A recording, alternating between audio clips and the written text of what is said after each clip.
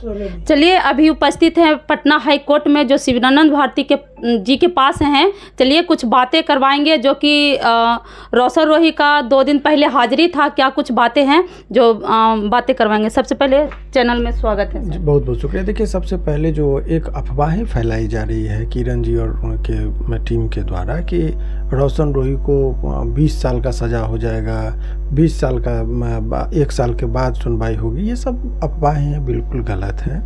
हम ये इसलिए बात कर रहे हैं कि एक जो ये सोची समझी और रणनीति के तहत उसको परेशान करने के लिए, रोशन को और उनके माता पिता को हंसाने के लिए, डराने के लिए, इस तरह का दबाव बनाने के लिए इस तरह की अफवाहें फैलाई जा रही है। सर, देखा जा रहा था कि मुकेश सर के द्वारा उनका कहना था डंके के चोट पे कि आज तक मैंने केस में जितना भी कुछ किया वो सही था, शिवानंद भारती जी खाली बकवास करते हैं। देखिए, ये जो बातें हैं आपको बता रहे हैं कि वो विद्वान अधिवक्ताओं का ये भाषा कभी नहीं हो सकता।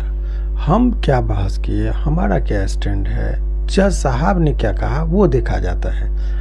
और देखिए, यहाँ लड़ाई सत्य और असत्य की है, धर्म और अधर्म की लड़ाई है। अगर किसी व्यक्ति को कोई आदमी केस में यदि नाम फंसा देता है, कोई आदमी कोई आज के डेट में अनेकों, अभी देखिए क्या हुआ, एक लड़की अपने ही पति को 14 टुकड़ों में काट कर ड्राम और सीमेंट में जमा देती है। ये धरती लोक पर ही हुआ है।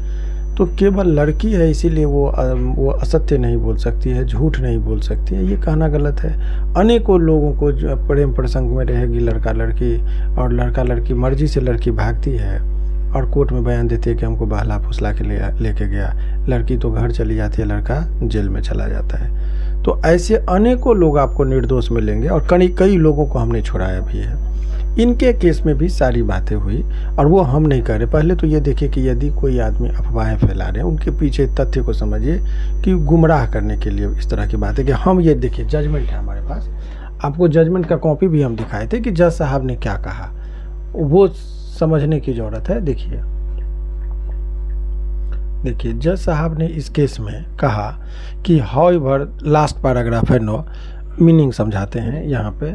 However the petitioner may renew his prayer for bail if the victim is not examine within a period of 2 months। इसका मतलब होता है कि पेटिशनर को रिन्यू माने पुनः उसको रिन्यू करवा सकते हैं बेल को, कब, जब victim is not examine within a period of 2 months, कि 2 महीना के अंदर में यदि उनका नहीं होता है तब जो है वो अपना वो कर सकते हैं। दूसरा, if the victim is examine, यदि विक्टिम को एग्जामिन हो जाता है, the petitioner shall also be liberty to renew his paper. अगर मान लीजिए 2 महीना में उसका बेल के लिए, ये कब आया, हम जज साहब को उन्होंने कहा, देखिए इससे पहले कि जज साहब का हमने जो बातें की थी, ये ऑर्डर है। ऑर्डर ये कब है, केस नंबर सभी लोग नेट पर भी ढूंढ सकते हैं, ये कहीं ये मेरे द्वारा लिखा गया या उनके द्वारा सो बात नहीं। देखिए हाई कोर्ट के साइट पर जाएंगे, क्रिमिनल मिसलेनियस 9589 ऑफ 2025 लिखा हुआ है।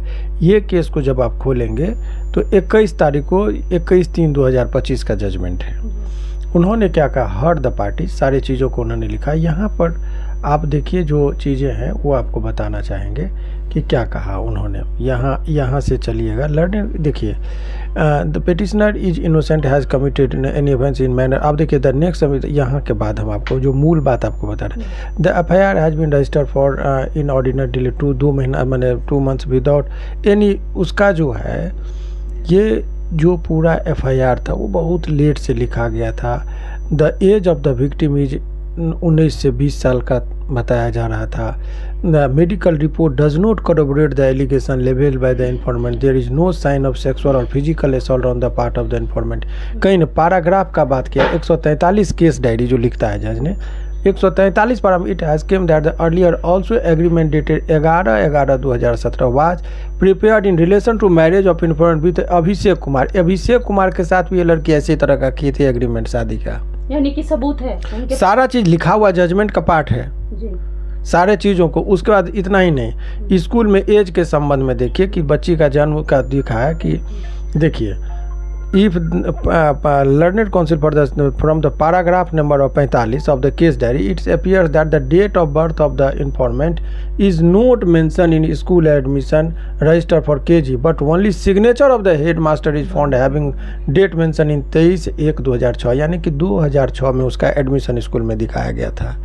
और आधार एज पर द आधार का डेट ऑफ बर्थ इन्फॉर्मेंट का 14/5/2007, यानी कि पहली डेट ऑफ बर्थ उसका एडमिशन कब हो गया 2006 में, और यहाँ पर एडमिशन कब आधार कार्ड में जन्म कब हो रहा है 2007 में। बताइए, कोई आदमी का पहले जन्म होगा तब ना स्कूल में जाएगा। यदि मान लीजिए 2000 ईस्वी में जन्म होगा तो 2007 में कहिएगा कि स्कूल में एडमिशन हुआ।